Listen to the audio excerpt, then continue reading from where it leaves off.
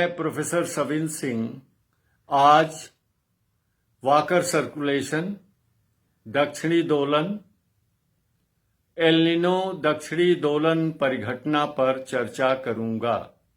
I professor Savin Singh talk about walker circulation, southern oscillation, El Nino southern oscillation event today. In the beginning, I may tell you that there are certain variants of general circulation of the atmosphere consisting of trade winds, westerlies, polar winds and tricellular meridional circulation of the atmosphere. प्रारंभ में मैं आपको बता दूं कि वायुमंडल के सामान्य परिसंचरण, जिसमें व्यापारिक हवाएं, पछुआ हवाएं, ध्रुवीय हवाएं और वायुमंडल में तीन कोशिकीय देशांतरीय परिसंचरण को सम्मिलित किया जाता है, के विपरीत भी कुछ अलग तरह का प्रतिरूप देखने को मिला है। और इनमें है स्थानीय हवाएं जैसे कि चिनूक, मौसमी हवाएं जैसे कि मानसून और भूमध्य रेखीय प्रशांत महासागर में समुद्री सतह पर पूरब से पश्चिम और पश्चिम से पूर्व चलने वाली हवाएं।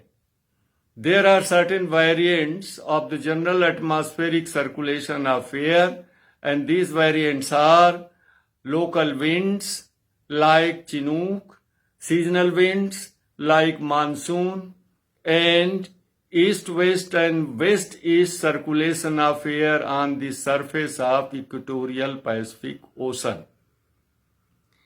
In fact, Walker circulation is a convective shell of air circulation. वास्तव में वाकर संचरण एक संवहनीय कोशिकीय वायु संचरण होता है, which is caused because of development of high pressure in the equatorial eastern Pacific region or along the western coast of South America, and development of low pressure in the western equatorial Pacific Ocean or near the eastern coast of Southeastern Asia.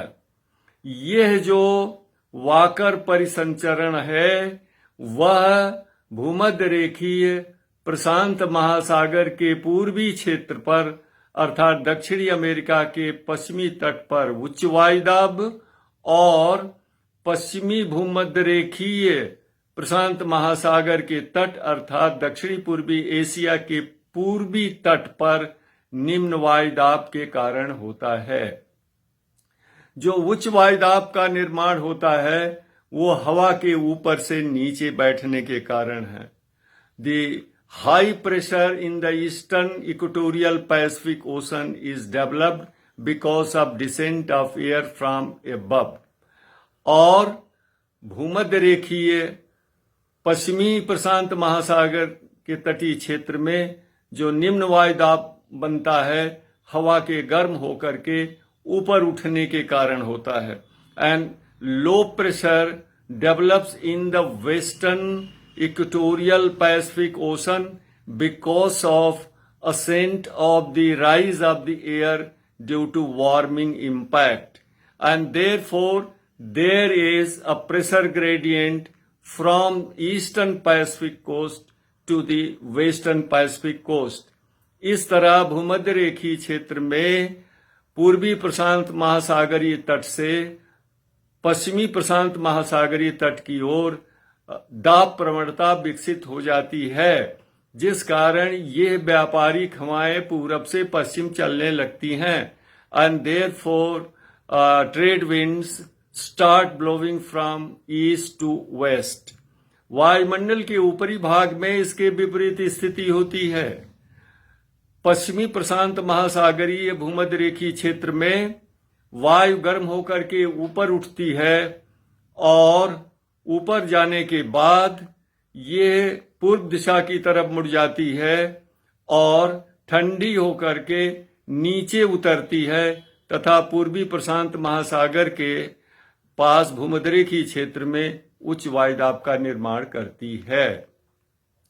The rising air because of warming effect goes upward in the troposphere, turns eastward, cools down and descends in the equatorial eastern Pacific region to intensify the high pressure. इस तरह से एक पूर्ण संवहनीय कोशिका का निर्माण हो जाता है।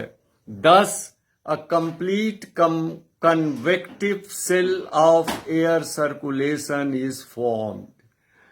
This is called Walker circulation.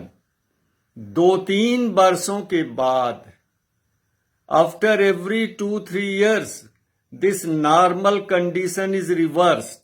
2-3 वर्षों के बाद ये सामान्य दशा में विपरीत स्थिति उत्पन्न हो जाती है, अर्थात पश्चिमी भूमध्य रेखीय प्रशांत महासागर के क्षेत्र में अब उच्च वायुदाब बनता है और पूर्वी प्रशांत महासागर के तट के पास अर्थात दक्षिणी अमेरिका के पश्चिमी तट के पास निम्न वायुदाब बनता है। और इस तरह से जो सामान्य दशा में पूर्वी हवाओं के संपर्क में आने के कारण जल राशि पूरब से पश्चिम की तरफ पहुंचाई गई थी, अब वो जल राशि गर्म होकर के पूरब की तरफ आती है और पेरू और इक्वेडर के पास गर्म हवा पहुंच जाती है और वायुमंडल के ऊपरी भाग में विपरीत स्थिति हो जाती है। यानी यहां पे पेरू और इक्वेडर के पास हवा गर्म होकर के ऊपर उठती है, ट्रोपोस्फेयर में पहुंचने के बाद पश्चिम दिशा की तरफ मुड़ती है और फिर ठंडी होने के कारण दक्षिणी पूर्वी एशिया के पूर्वी तट के पास अर्थात पश्चिमी इक्वेटोरियल प्रशांत महासागर के क्षेत्र में नीचे उतर के उच्च वायुदाब बनाती है। परिणाम स्वरूप इक्वेटोरियल वेस्टर्लीज का जनन होता है। भूमध्य रेखीय पछुआ हवा पश्चिम से पूर्व की तरफ चलती है, इसलिए ये पूर्णतया विपरीत स्थिति हो गई। Now this reversal of wind direction from east to west and west to east is called southern oscillation by Walker. इस तरह से वायु की दिशा में पूर्व से पश्चिम और पश्चिम से पूर्व की विपरीत स्थिति को वाकर महोदय ने दक्षिणी दोलन कहा है। अब देखिए इन स्थितियों में किस तरह की गतिविधियां उत्पन्न होती हैं। जब उच्च वायुदाब बनता है इक्वेडर और पेरू के पास, यानी हवा जब पूरब से पश्चिम प्रवाहित होती है तो नीचे, चूंकि जलराशि पूरब से पश्चिम जाती है इसलिए नीचे से ठंडी हवा का ऊपर उद्वेलन होता है, वो ऊपर आती है। There is upwelling of cold water from below near the western coast of Ecuador and Peru because the the water masses have been transported from east to west। नतीजा क्या होता है कि इस जो है नीचे से ऊपर ठंडी जल परत के आने के कारण, जलराशि के आने के कारण पोषक तत्व भी आते हैं जो मछलियां के लिए काफी हितकारी होते हैं। अतः ये एल नीनो की स्थिति नहीं होती है। ऐसी स्थिति में वहां पर ड्राईनेस होता है, सूखा पड़ता है, लेकिन मछलियां काफी विकसित हो जाती हैं, इसलिए मछली का जो पकड़ है पेरू में सर्वाधिक हो जाती है। So the upwelling of cold water brings nutrient on the surface of the earth, that is a good feed for the fishes and there is a rich harvest of fishes during non El Nino season, during this dry phase of El Nino और dry phase of season, और ये that is very beneficial to Peru and Ecuador. 2-3 वर्षों में इसके विपरीत स्थिति हो जाती है। अब पश्चिमी भूमध्य रेखीय प्रशांत महासागर क्षेत्र में उच्च वायुदाब और दक्षिणी पूर्वी प्रशांत महासागर में दक्षिणी अमेरिका के पश्चिमी तट के पास निम्न वायुदाब बन जाता है, जिससे हवा पश्चिम से पूरब चलती है।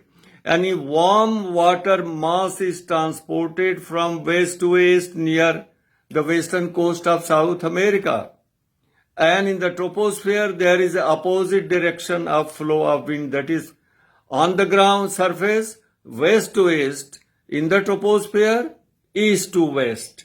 तो जब गर्म जलराशि आती है इक्वेटर के पास, तो that is the upwelling of cold water mass is stopped and therefore low pressure is further intensified because of arrival of warm air, and this is the phase of El Nino.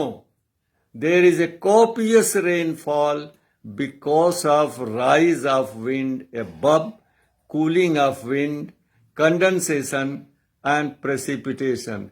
This period the people of Peru, they pray, oh Christ, drive away this wind। इसको भगाओ भगाओ कहते हैं।